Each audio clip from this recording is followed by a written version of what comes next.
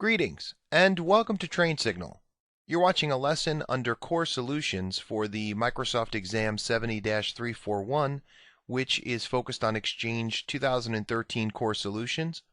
The primary heading is Plan, Install, Configure, and Manage Transport, and the subheading is Design a Transport Solution. So the primary focus for this lesson revolves around designing decisions for a transport solution within your Exchange 2013 environment.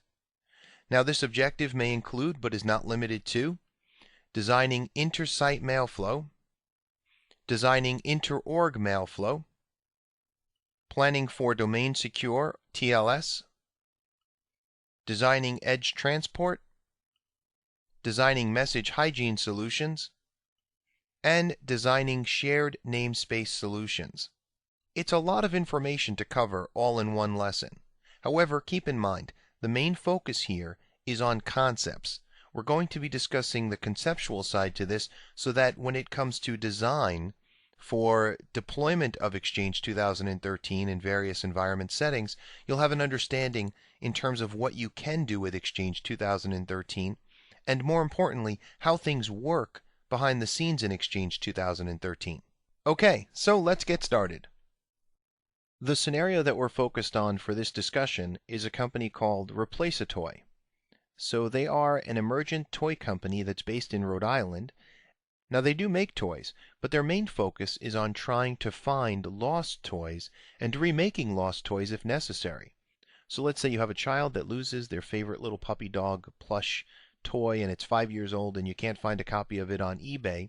If you have pictures of the little puppy dog, you can send it to Replace-A-Toy, and if they can't find one, then they will remake the toy as best as possible. It's a great idea.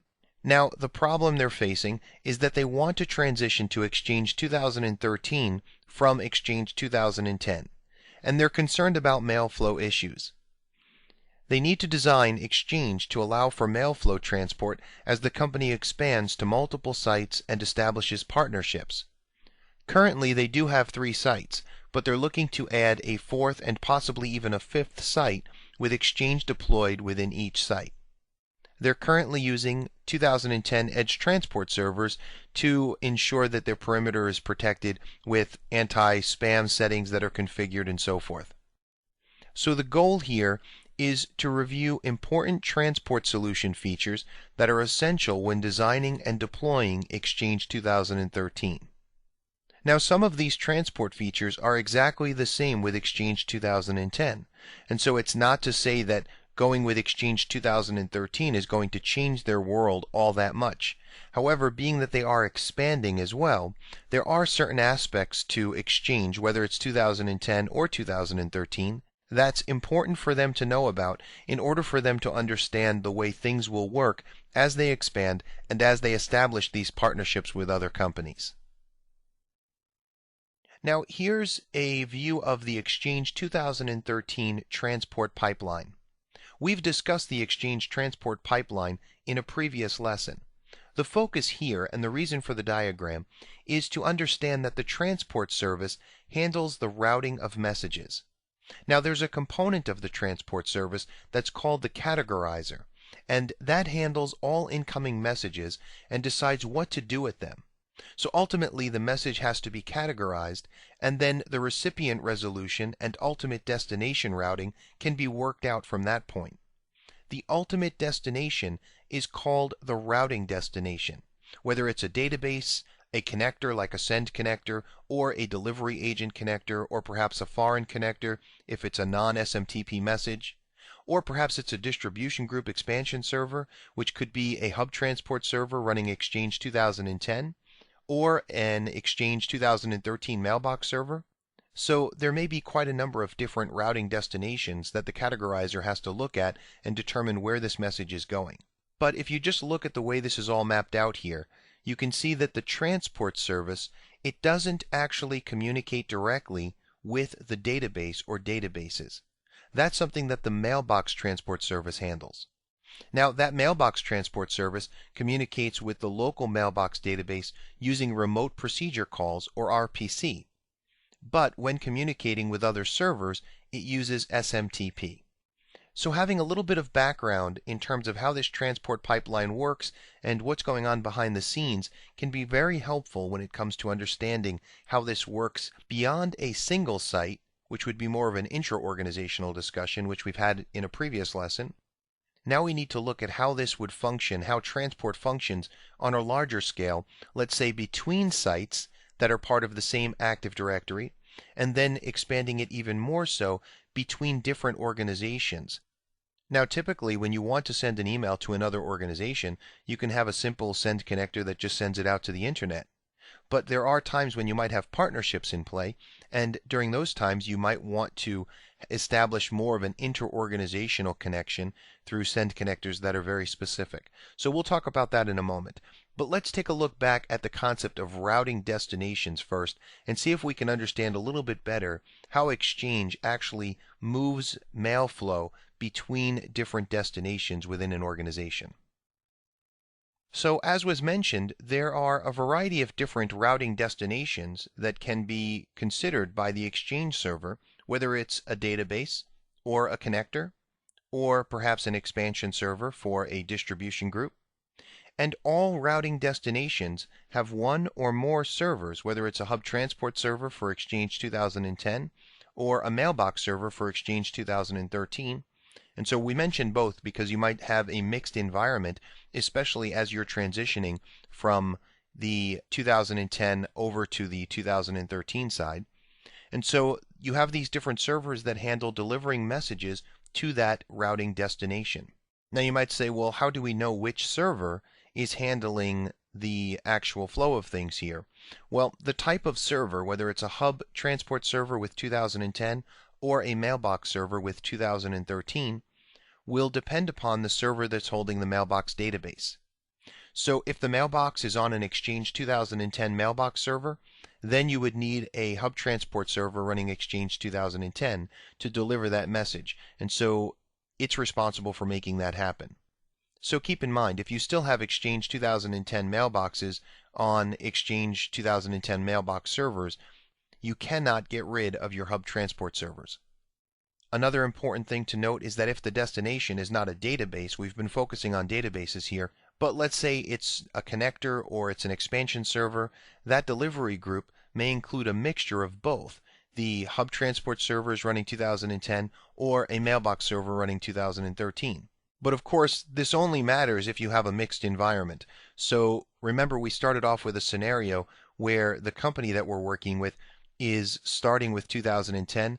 They're going to be transitioning, so there is going to be a mixed environment or a coexisting environment for a period of time. So during that time, there'll be this mixture of both. Now we mention the term delivery group here. It's good to note that there are different types of delivery groups. Let's discuss these. So here are some of the different types of delivery groups that the Exchange organization has to be aware of. For starters, there's the routable DAG.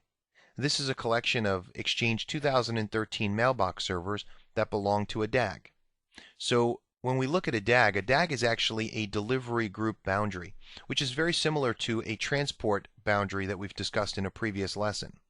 So when a message comes into a transport service on a 2013 mailbox server, and that mailbox server, let's say, is part of a DAG, it will route directly to the mailbox server where the active database is. And then from there, it will be delivered to the local database by the mailbox transport service of that server. So in this case, when you're looking at DAGs that are made up of Exchange 2013 mailbox servers, the site is not the delivery group boundary. In much the same way, it's not a transport boundary. It's actually the fact that they're all part of a DAG. The DAG becomes the delivery group boundary in those cases. Now that's different from a mail delivery group, which is a collection of Exchange servers that's all under one Active Directory site. So in that case, the Active Directory site is the boundary. So it doesn't matter if it's an Exchange server running 2010 or if it's an Exchange server running 2013. None of that really matters. Delivery in that case is handled by either an Exchange 2010 hub transport server or a mailbox server running Exchange 2013. But all of that is handled within the site. And so that's a situation where you don't have a routable DAG. Then there's connector source servers. So these are mixed servers, whether it's 2010 or 2013, that have send connectors or delivery agent connectors or foreign connectors that are scoped. And what that means is the server is the only one that's allowed to route messages to the destination stipulated by the connector. So in those situations where you have connectors that are scoped, that basically adjusts, or it actually interferes with the normal default flow of mail. And so in those cases, those mixed servers have that ability to route messages to the destination.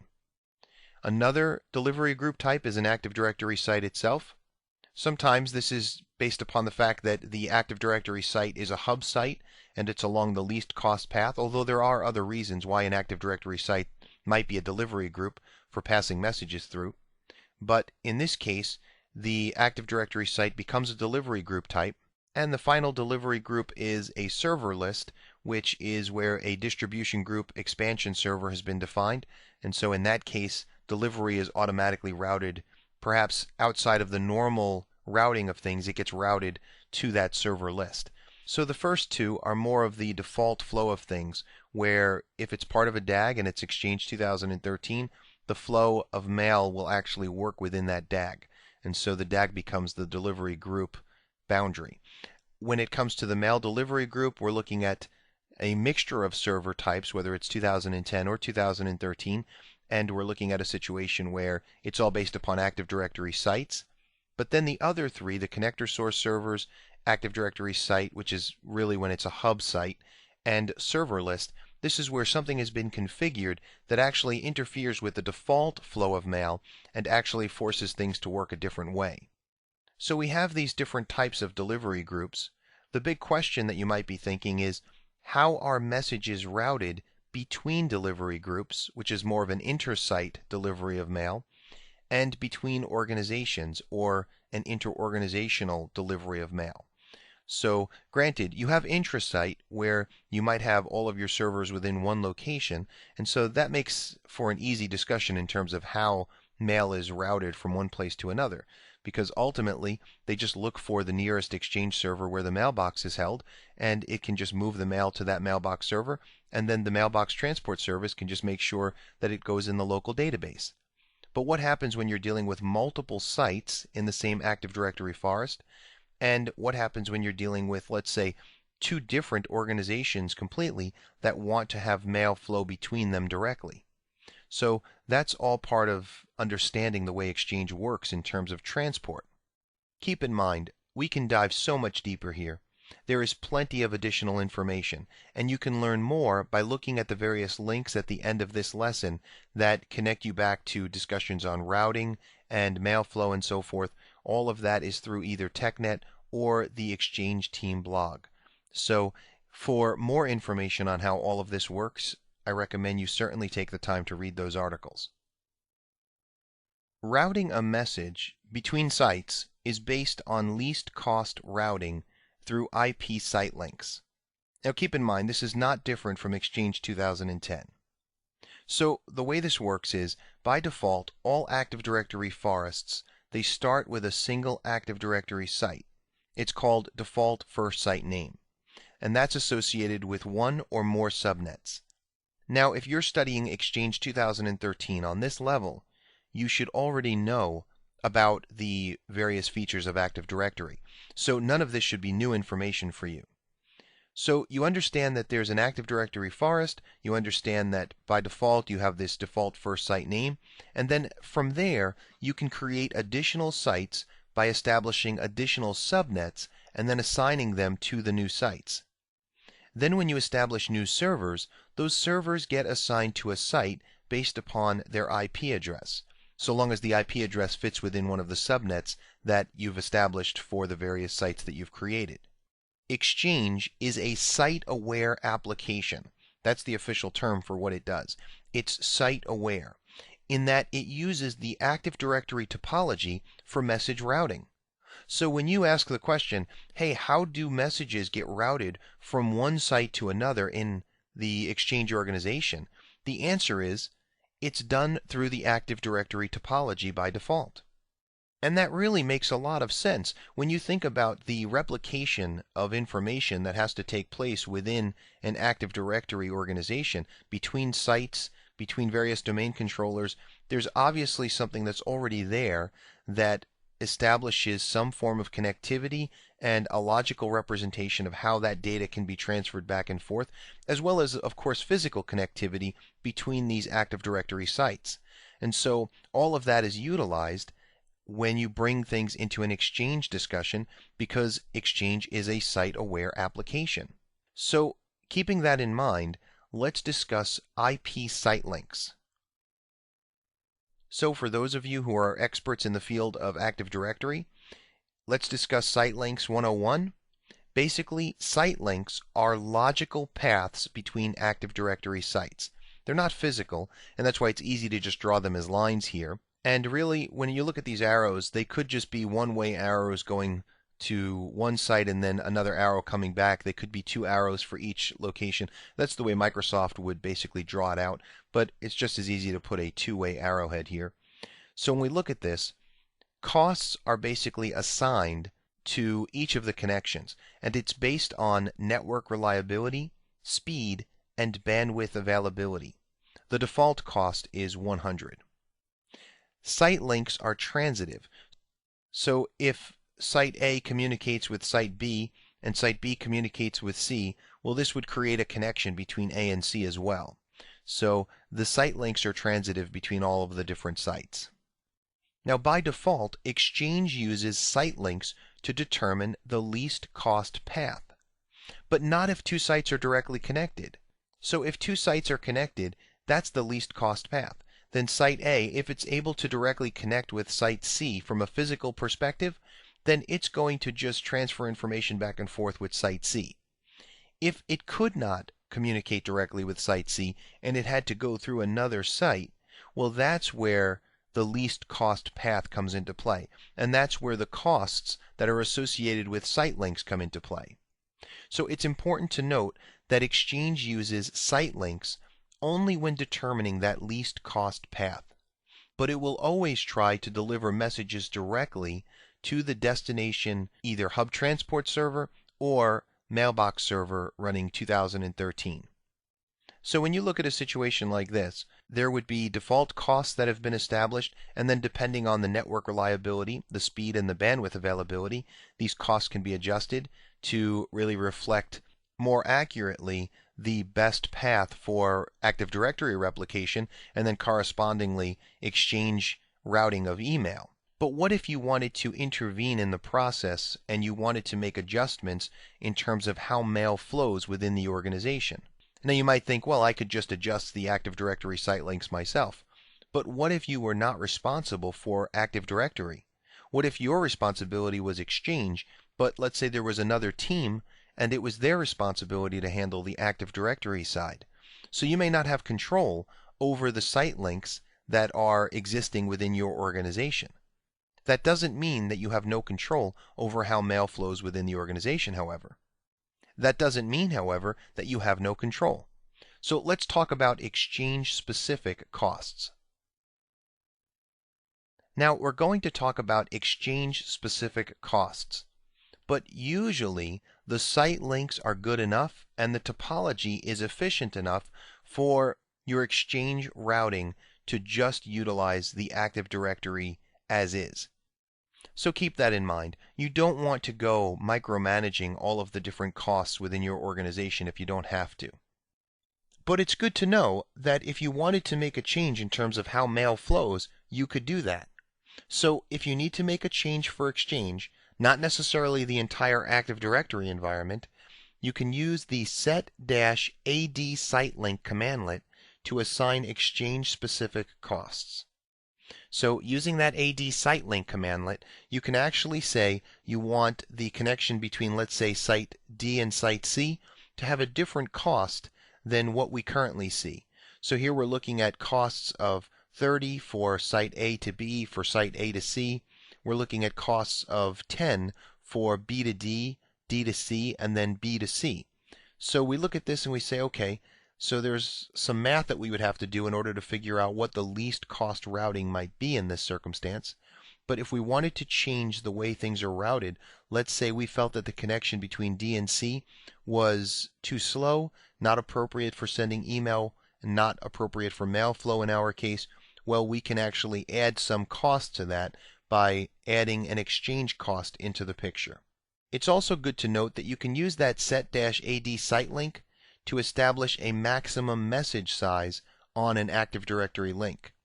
So you can use that commandlet there to do that, but it's important to note that if you do use the set-AD site link commandlet to establish a maximum message size, then what will happen is a non-delivery report will be kicked back for those that send messages that are too large.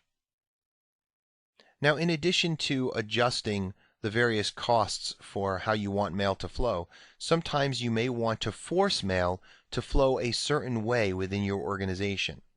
So to do that, you can manipulate exchange costs, or you can force mail to go through specific sites by designating them hub sites. So to do that, you use the set-AD site commandlet to set up a hub site. Now, the way this works is the hub site has to exist along the least cost routing path for message delivery. So the way this works is before email is routed to a final destination, the least cost routing path is first chosen. So once that's determined, then routing will determine if there's a hub site along that routing path. So if a hub site is configured, then messages will then stop at the transport server, whether it's a hub transport server or a mailbox server, in the hub site before being relayed forward to the target destination. But again, this variation to direct relay routing is only in effect when the hub site is located along the least cost routing path.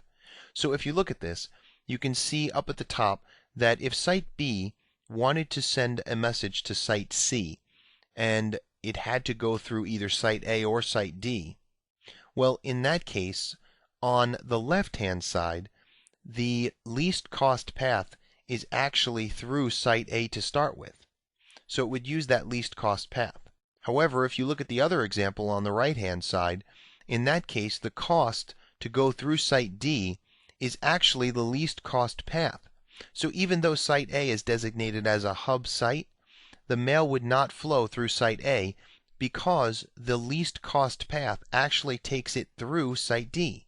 So obviously this can become a little bit more complicated when you're dealing with more sites along the way, and when you're dealing with various levels of physical connectivity, different costs that are involved. It can be quite complex. But when you're looking at this, it's just good to note that you can establish hub sites, but the messages will not route through a hub site unless the costs also line up. So it has to be on the least cost path in order for the hub site to come into play at all. Now, we've been talking about the way mail flows within an organization, whether it's within a single site or if it has to be sent through other sites or site to site. And so that's inter-site mail flow. But now we want to talk for a moment about inter-org mail flow or inter-organizational mail flow. You know, you can always send mail out to the internet and let it find its way to a destination organization. That's easy enough. You can use a send connector that points off to either a smart host, or you can use DNS records to locate receiving messaging servers for direct recipient outbound mail flow. Sometimes, however, you want to connect to another organization for mail flow, perhaps because you have a partner that you wish to email through a more secure channel. So this is accomplished through connectors. Typically you establish send and receive connectors in order to create these partnership connections. So ultimately, you can configure partnership connectors that ensure communication is encrypted and secure between you and your trusted partner. And the connectors that you establish in the case of a partnership will only accept connections with servers that use transport layer security in order to authenticate. And so these are not all that difficult to configure, and it gives you the ability to ensure that you have the exact level of security that you want between you and your partner organization. Now, let's switch gears for a moment and let's talk about edge transport considerations. So currently, at the time of this recording, there is no Exchange 2013 Edge Transport Server role. There's talk that that might change, So perhaps with Service Pack 1, or perhaps as we move forward, we'll see a change in this and there will be an Exchange 2013 Edge Transport Server. But for now, you can continue to use or install fresh Exchange 2007 or Exchange 2010 Edge Transport servers. So this is something that you can continue to work with if you want to establish some type of perimeter security between the outside world and your internal organization. Now, as far as the subscription process, you subscribe the Edge to the Mailbox server role with Exchange 2013. So in the past, you would subscribe it with the Hub Transport server role, whether it was 2007 or 2010 Exchange servers. But with the change now, and there's no longer a Hub Transport server, you actually now can subscribe to the 2013 server. Really, the value of the Edge subscription process is that everything is done for you in the end. The send connectors are created, the receive connectors, and so forth, and so that's nice. And as mentioned, you should be able to subscribe to Exchange 2013 mailbox servers without a problem. However, if you do have problems, you can also do it manually by creating manual send-receive connectors on both the Edge Transport server and the mailbox servers. So that's something that you can consider if you are having problems with the subscription process. Now, it's important to keep in mind that you don't necessarily need Edge Transport servers. This is an extra server role piece that you can include into the picture, put on your perimeter network, and ensure that you have that extra step in between the outside world and your internal Exchange organization. Typically, the Edge Transport server is used to protect your organization from spam, as well as to enable the ability to have certain transport rules on that Edge Transport server that you can utilize to ensure that mail is going in the direction it needs to be, or mail is dropped when you don't want it to come into your organization, and so forth. So the transport rules are a little bit different on the Edge Transport server because of the functionality there on the perimeter.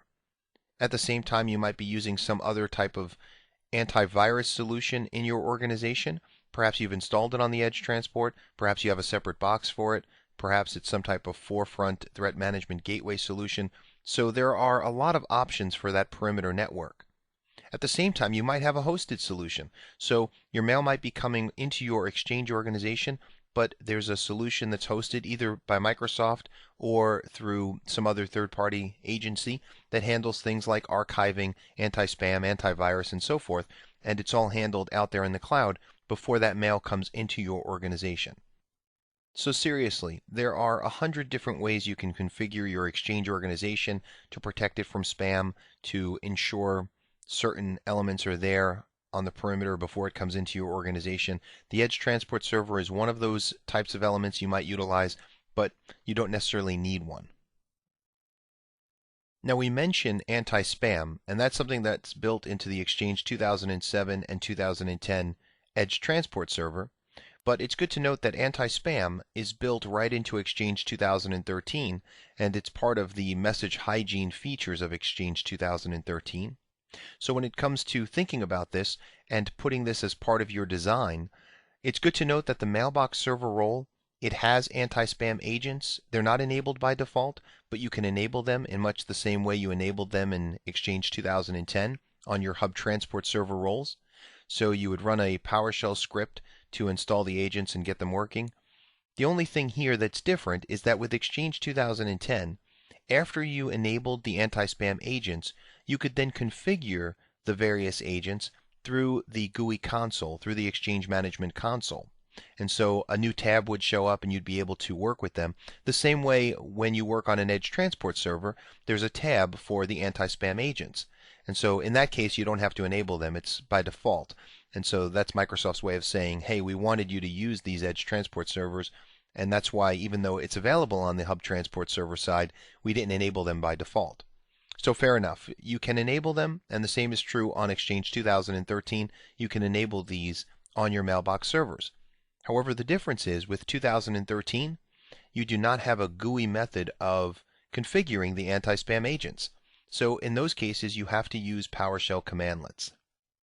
Now you might be thinking, hey, that's important, and it might even be something that comes up on the exam. Well, that's accurate actually. It's something that you are going to need to look into is the configuration of anti-spam through PowerShell commandlets. But not to worry, this is a subject that we will actually dive deeper into in a future lesson. So just keep in mind that it's part of the design here that you can enable them on your mailbox servers. If you're not going to go with an Edge Transport server, that's okay. You can enable anti-spam on your mailbox server. But configuration, that's going to be a little bit tricky if you don't know the PowerShell commandlets. Now, the other part to message hygiene is the built-in anti-malware settings that are part of Exchange 2013. So these features, they're not super robust, but it's new to Exchange, so perhaps over time we'll start to see more and more added to this as far as the various feature possibilities. For now, it's enabled and there's a way to configure it through the GUI, so that's a positive thing over the anti-spam settings, and you have the ability to go in there and configure it so that you can make sure that mail is not passed through into your organization or sent from your organization if it does have some type of malware attached. But you can configure the settings so that mail coming into your organization or leaving your organization does not include malware. So you want to make sure that messages are not infected with malware, and also that administrators that are responsible for protecting the environment are notified. Well, that's pretty much what the anti-malware settings can do. One final thing that we want to talk about here under this topic of designing transport is the idea of a shared namespace solution. So this is just something that comes up from time to time. There are times when you need to share between two different companies an email domain. So why would you do that? Well, one example is where two companies, they merge, but they maintain separate systems, separate Active Directory forests. And so you have two separate domain names going on there, but you're going to merge now and utilize a single email alias. And so if we're looking at, let's say, domain A and domain B, let's say these are two different companies. Domain A is one Active Directory domain, domain B is another. Well, if they merge together, they can do this with a new email alias finalized as domainc.com. Now, how do you make this work? Well, you have to have your domain configured as an authoritative domain in your accepted domains list. But what you're going to do is you're going to change the domain type to an internal relay. And you're going to create a send connector that tells Exchange where to send the emails that do not have a local recipient. So the configuration side is obviously a little bit more complex than what's being mentioned here. This is the basic overview of what you're going to need to do. But the important part here is to understand that this is possible. You can have a single namespace that's shared between two different organizations. And so obviously, it will take some time to configure this, but from a design perspective, if you have, let's say, in the case of our company that we're working with, our scenario company, if they came back to us and said, hey, look, we're going to merge with this other company, and they make 3D products as well, and we want to use a different finalized email alias, but we're going to keep our organizations as is and keep them separate, that's doable. And so it's important from a design perspective that you know that. All right, so jumping back into a discussion regarding our scenario, and really when it comes to planning their transport, it's not so much that we can just jump right in and start making suggestions, because there were a lot of unanswered questions that need to be answered first. So we have to know, where will the additional sites that are planned, where will they be? And then certainly what kind of connectivity will those sites have? We might also need to know what level of control we have over the Active Directory environment, and then we could start planning whether or not we need to make adjustments to Exchange site link costs. So that's something that we can do, but we want to just first know, where are these sites going to be, what kind of connectivity, what type of control do we have. All of that is important. And then as far as partnerships, we mentioned that, let's say they might want to partner up with another company. So what kind of partnership? Do the partnerships being planned to require added security for transport between persons within the company? And so in that case, you might set up send and receive connectors that require the various security settings that you're looking for. Perhaps you're not looking to have secured partnerships in that sense. Maybe you prefer to federate with the other organization. We haven't talked about federation or organization or sharing policies at this point, but it's another type of connectivity to partners on the outside. We also talked about shared namespaces. You may start off as being partners and then eventually merge together completely. So there's a lot of questions that have to be answered, and some things aren't answerable within the first 5 minutes of a discussion. Some things become more apparent over time, or things change. So to start with, if there are partnerships being planned, then it would be good to know if it's necessary to have a more secure line of communication between the two. And if not, then you can simply create send connectors that go to smart hosts or to the outside internet, and then that mail will be routed to those partnered organizations in the same way that it's sent to pretty much every other organization that you actually send an email to. Now, with the company we're talking about here, they currently use Edge Transport Server with 2010. So you might need to know, will those be continued when you transition to Exchange 2013? Do you want those to continue? Would a third-party hosted solution offer additional features that might be better? In fact, are the built-in message hygiene options sufficient, or should we start looking at third-party options for message hygiene as well? Just because it's built right in doesn't necessarily mean that that's what we want to work with. Sure, it's free, but perhaps we have reasons to lean another way. Perhaps the organization wants, in addition to what's built into Exchange, a third-party hosted solution perhaps to add another layer of anti-spam and antivirus protection. So in the world of excessive junk that comes into your organization, it feels like you can never have enough message hygiene solutions to help keep your mailboxes clean. And then, as we were just talking about, are there plans to merge with other companies? And if so, what kind of namespace planning is needed? So are there partnerships in place that may actually morph into something that's more of a joint venture between two companies, where now you're looking at a shared namespace?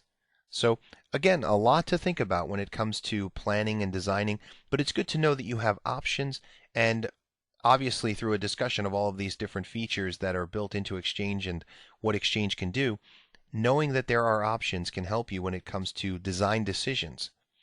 The same is true on the certification exam.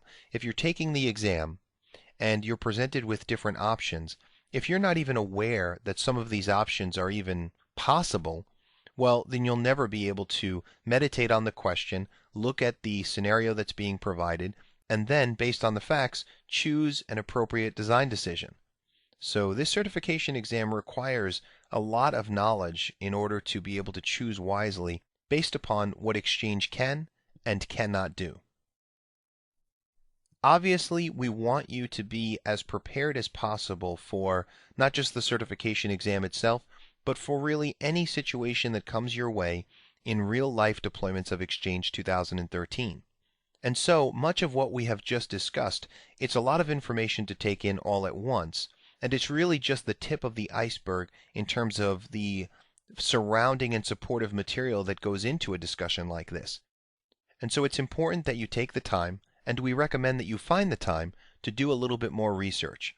So in this case, we're looking at several different articles that are listed here: mail routing, understanding message routing from the Exchange 2010 side, and that's because the actual routing between 2010 and 2013 is the same. We're talking about site costs, site link costs, and so forth. So this is a great article that helps to really round out your knowledge of that.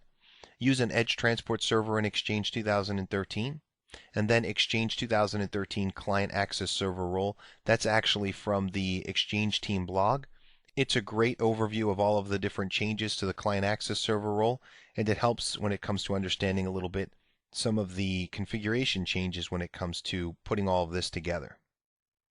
So we know that this is a lot to take in all at once. We hope you found it informative. We'd like to thank you for viewing, and I'll see you in the next lesson.